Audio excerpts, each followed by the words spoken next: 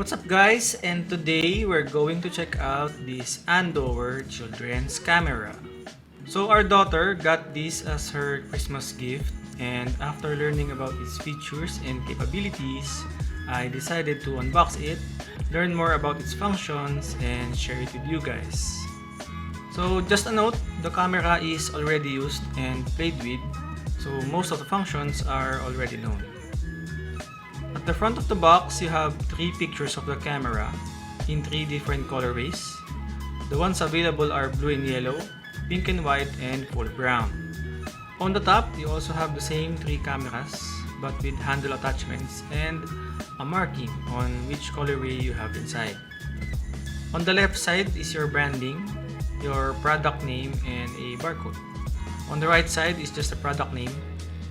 On the bottom, you have several information, your screen size, countdown function, storage support, and material info. Lastly, on the back, you have basic product description, the model name, box dimensions, basic functions, battery information, and some usage precautions. So opening from the top, we are greeted with a bunch of stuff together with the main camera body. The first item is your micro SD card in 32GB capacity. It has no branding, it's probably an OEM. Next is your flash drive. Oh, it's a card reader for the micro SD card. USB Type A. Next is your handle. Here's your camera mount with a standard 1/4 inch screw for the camera. And under that, you have an anti-slip rubbery texture. It's very convenient. The handle also splits into 3 legs, effectively converting it into a tripod.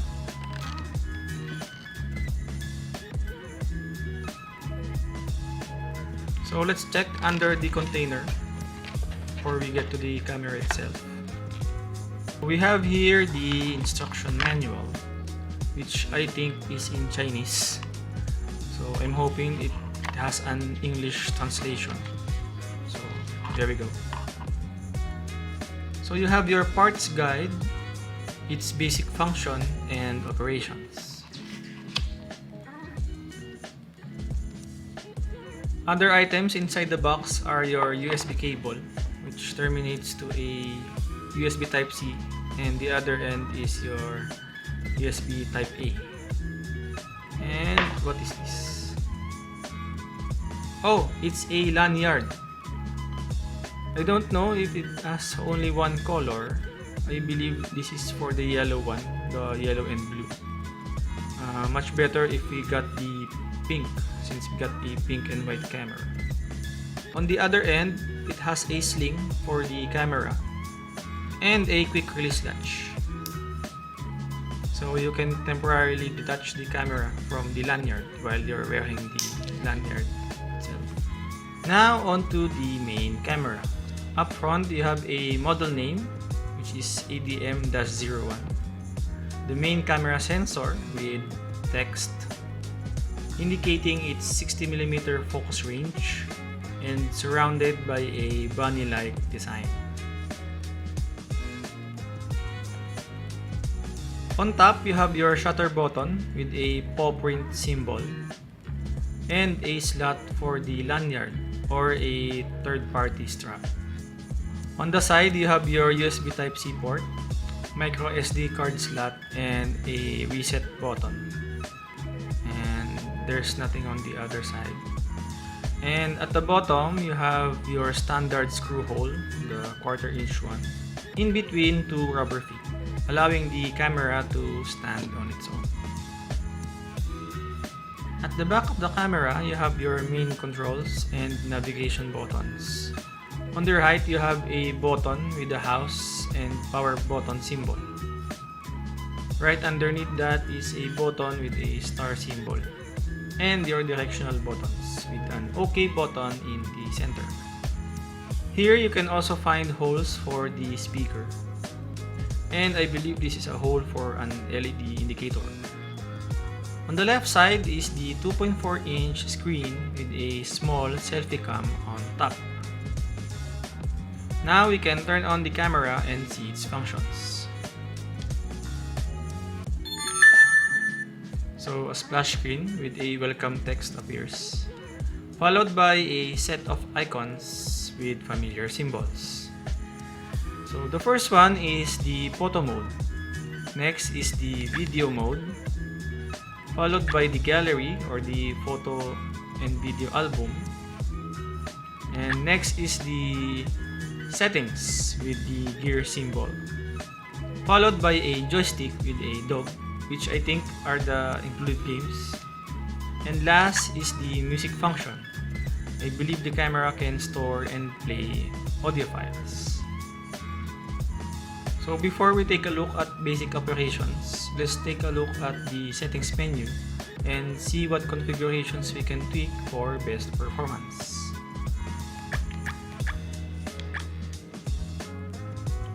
So the first option is the size. I believe it refers to the photo size. So let's set it to maximum, which is 48 mm, to maximize the quality. Next is your capture timer for telling the camera to shoot after a certain time. Let's leave that to off. Next is resolution for setting your video quality. So the highest it can get is 1080p. Next is 720p and VGA. So again, let's set it to maximum. Timestamp. This option leaves a text in your photos indicating the date and time when the photo is taken.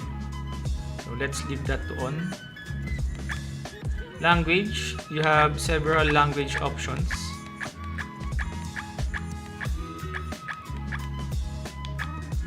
Screen bright or the screen brightness.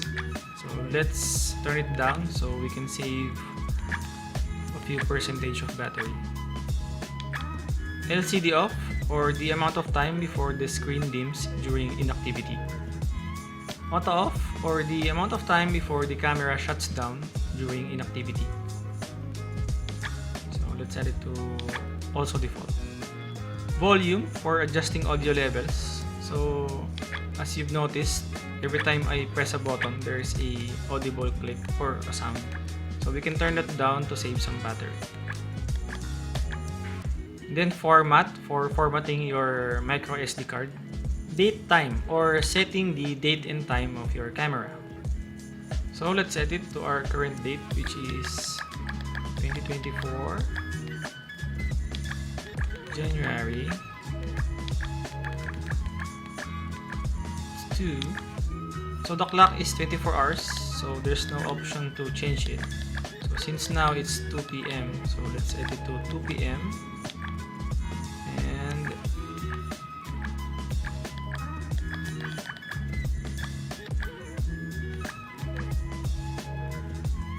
next is your system reset for resetting all the settings and configuration.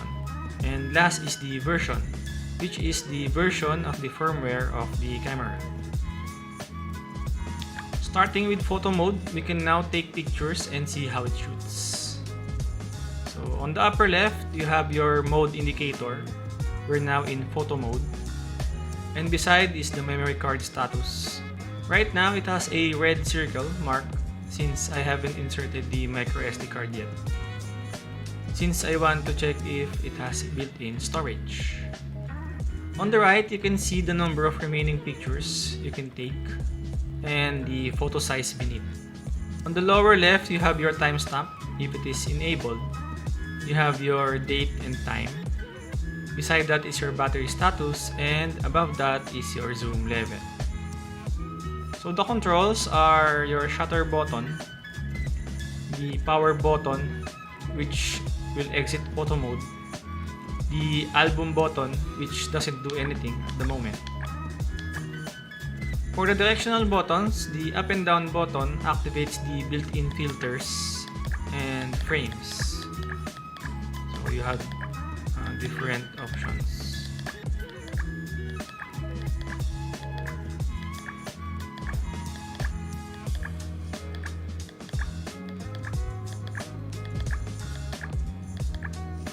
The left button activates the timer. If the timer is enabled in the settings, the time selected will be the duration. If the timer is set to off, it will be set to default, which is 5 seconds. And the right button switches the camera from the main camera to the selfie cam.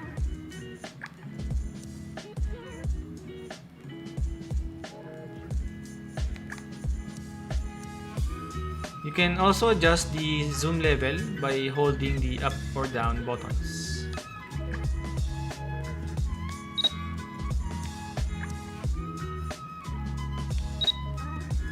So let's try to take a picture.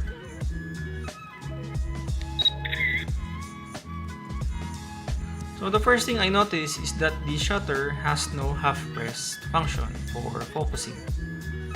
So it just captures the photo right away.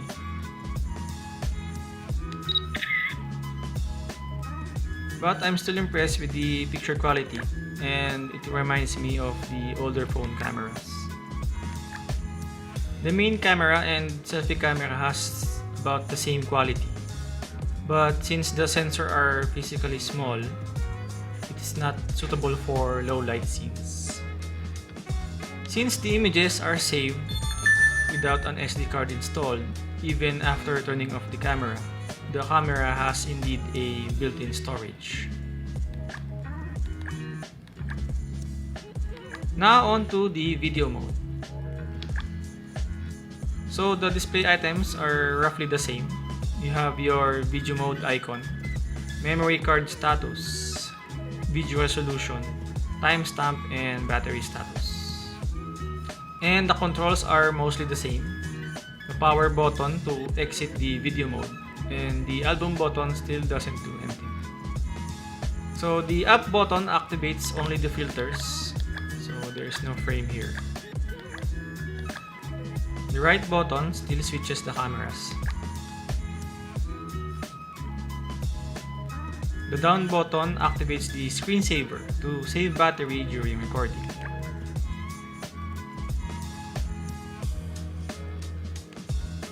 And the left button toggles between normal, slow motion, and time-lapse shooting modes. So now let's shoot some sample videos in different modes. Oh, the camera requires a memory card to shoot videos. So perfect time to install the included micro SD card. So let's insert the micro SD card onto the slot.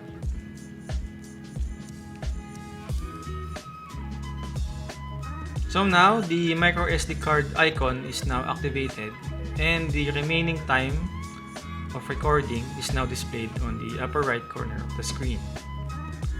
I got to say, the quality on this camera is a real throwback to the older phones back in the day.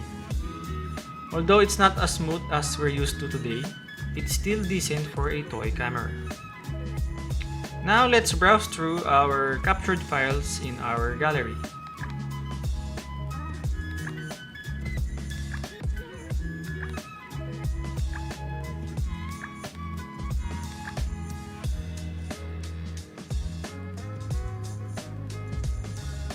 So I just noticed that pressing the button with the star icon enters gallery or your photo and video albums. To delete a photo, just press the up or down button and select execute. You can also change the splash screen or the image that comes up whenever the camera is turned on.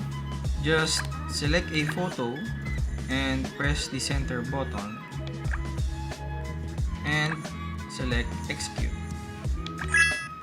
Now whenever the camera is turned on, that picture will show up first. Next we have our built-in games. So the games included are Snaker, which is the classic Snake, the Tetris, and the Pushbox.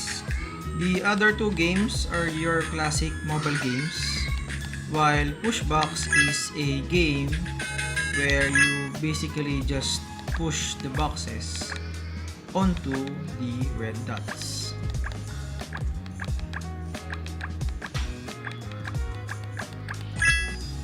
So last is our music player.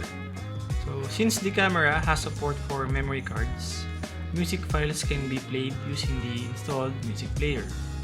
You can skip or return to a previous audio with the left or right button, and adjust the volume with the up and down buttons.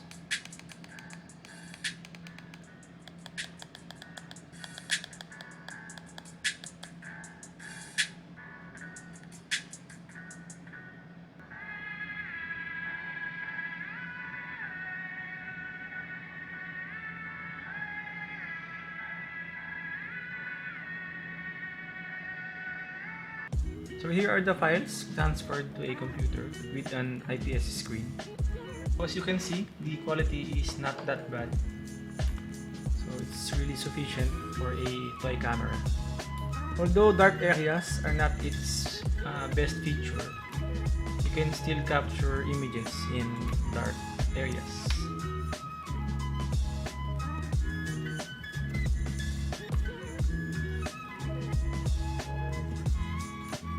Here's a sample of a selfie shot.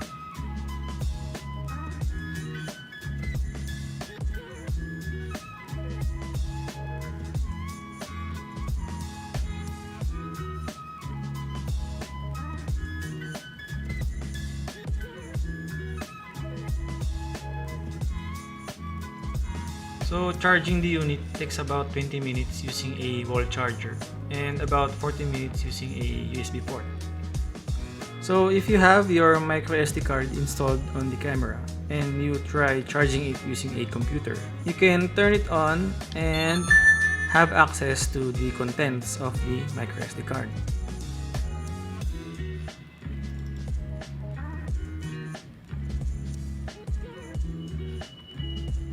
And since the camera has a built-in storage, I tried transferring the files from the built-in storage to my computer.